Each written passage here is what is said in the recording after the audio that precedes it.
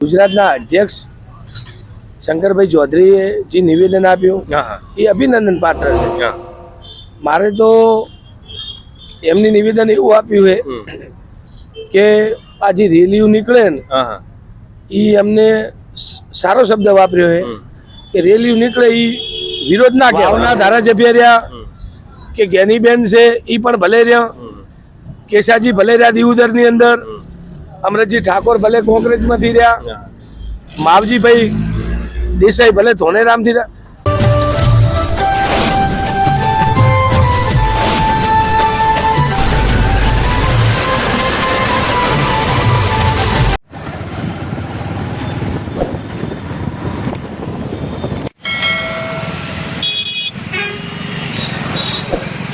નમસ્કાર મિત્રો, પહેલું તો સ્વાગત છે દરેક મિત્રોનું મારી યુટ્યુબ ચેનલ વિક્રમ ડાકોર 0.7 ચેનલમાં.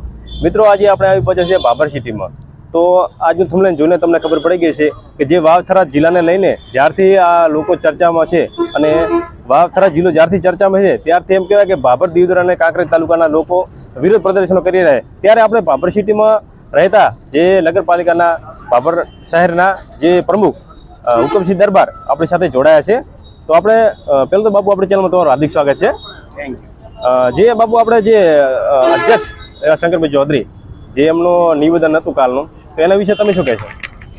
મારે ભારતીય જનતા પાર્ટીના સરકારે જે આપણો બનાસકાંઠા જિલ્લો જે વિભાજન કર્યું એ નિમિત્તે ગુજરાતના અધ્યક્ષ શંકરભાઈ ચૌધરીએ જે નિવેદન આપ્યું એ અભિનંદન પાત્ર છે.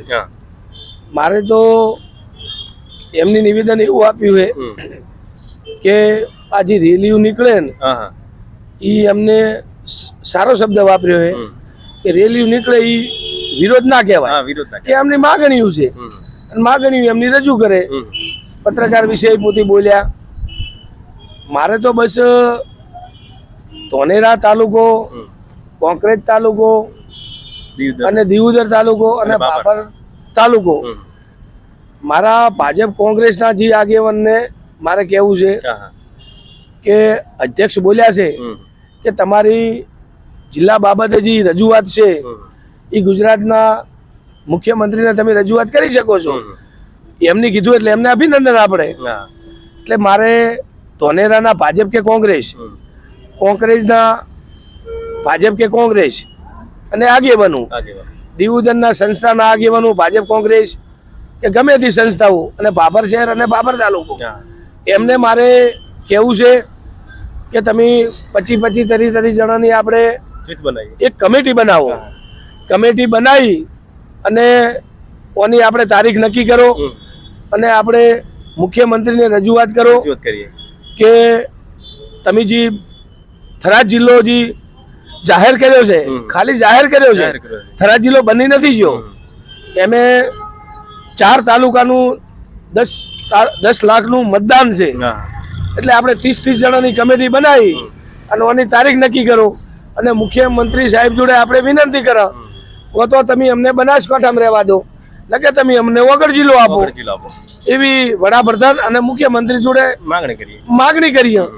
આપણે એમની નિર્ણય લીધો એનો કોઈ વિરોધ નહીં, પણ મતદારો હોય એમનો નિર્ણય છે ને, મતદારો જે છે એમનો રજૂઆત કરવાનો હક આવે છે.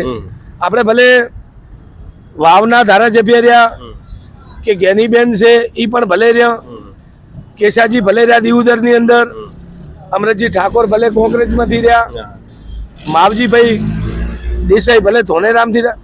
આપણે હાથ મિલાવી બધા ભેળા થઈ સાથે મળી અને મુખ્યમંત્રીને રજૂઆત કરો કે અમને થરાદ જિલ્લામાં તો અમારે જવું જ નથી અને થરાદ જિલ્લો કોઈ બની નથી ગયો. નિર્ણય લેવાનો અમને બાકી છે અને કોની તારીખ નક્કી કરી અને અમે રજૂઆત કરવા જશે અને તારીખ નક્કી કરશે. અમારે 4 તાલુકા કરશે, કોઈ ભાભર કે દીવદર કે કોંગ્રેસ કે ધોનેરા એક નહીં કરે. 4 તાલુકા નક્કી કરી અને ઓની તારીખ થાય એટલે અમે બધા આગેવાનો લઈને જશે અને નિર્ણય મુખ્યમંત્રી લેવાનો છે. એવા શંકરભાઈ ચૌધરીએ પણ કીધું છે કે રજૂઆત કરવાનો તમારો હક છે. શંકરભાઈ ચૌધરીને અને અધ્યક્ષ સાહેબને પણ મારી ખૂબ ખૂબ અભિનંદન છે કે મીડિયા દ્વારા આવું બોલ્યા તો એમને સદબુદ્ધિ ભગવાને આપી. એમ તો આશા રાખીએ છીએ કે મિત્રો આજનો વિડીયો તમને પસંદ આવ્યો છે. જો વિડીયો પસંદ આવે તો વિડીયોને લાઇક કરી દો અને આપણે ચેનલ પર નવા હોય તો ચેનલને સબસ્ક્રાઈબ કરવાનું ના ભૂલતા. ફરી મળીશું નવા વિડીયો સાથે. ત્યાં સુધી જય હિન્દ, વંદે માતરમ. જય